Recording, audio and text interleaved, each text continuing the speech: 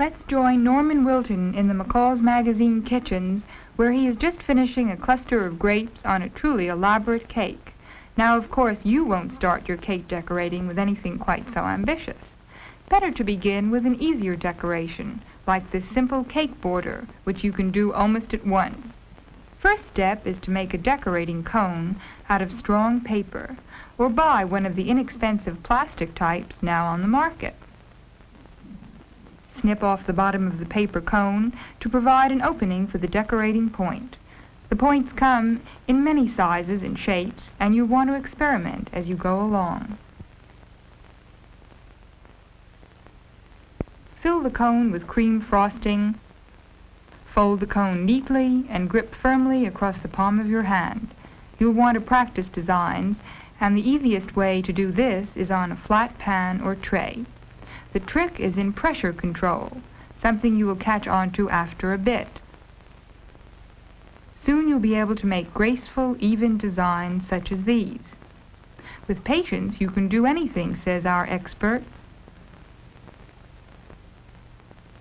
All kinds of wonderful variations, including this very fancy fleur-de-lis pattern.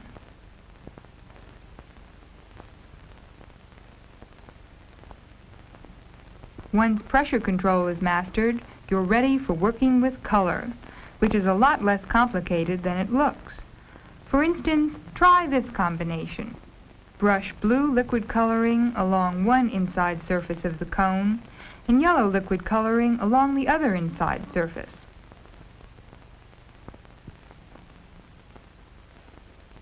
Scoop in thick globs of fluffy white cream frosting.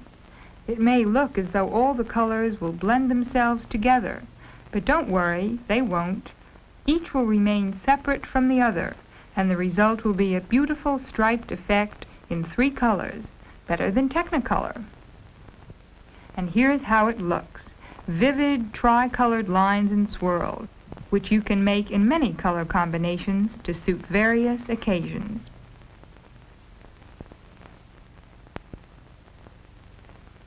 Now, for advanced students of cake decorating, we enter the realm of flowers, frosted flowers, that is. Start with wax paper on a spindle, which you can twirl. This time, the frosting in the cone is white, with a thin layer of purple coloring brushed onto one inside surface of the decorating cone. A flick of the wrist, a twirl, and what do you have? A purple-edged pansy, looking as if you just picked it from the garden. Switching to another flower favorite, we have the rose. Make it in the palest of pinks, or go wild with a deep red or a bright yellow. Each petal goes on individually. There, there, there, until you can practically smell the intoxicating aroma of a real rose. Keep in mind, flowers must be allowed to harden before arranging them on the cake.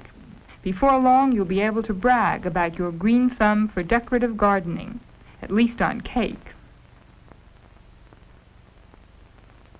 Your repertoire can include these flowers and many more. Looks like the chest of a Mexican general. Easier than flowers is a tree, or at least a stylized Christmas tree like this one.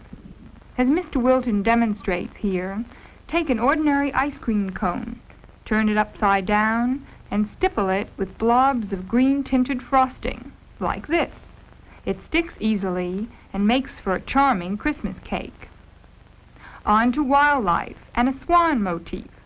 First comes the head, then a question mark, and a big blob of frosting for the body.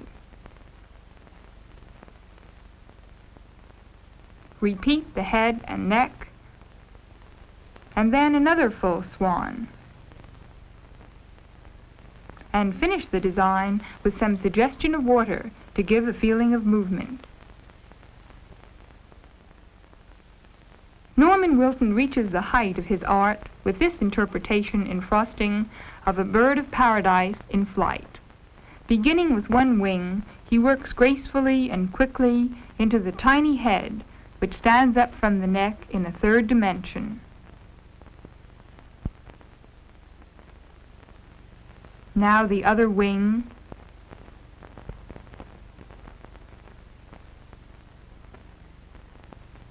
and a few finishing touches to assure realism for this delicate creature of the sky. You will find easy-to-follow lessons in cake decorating in the current issue of McCall's magazine, and in the meantime, Norman Wilton and the editors of McCall's say, "Thank you for watching, and here's to happy cake decorating."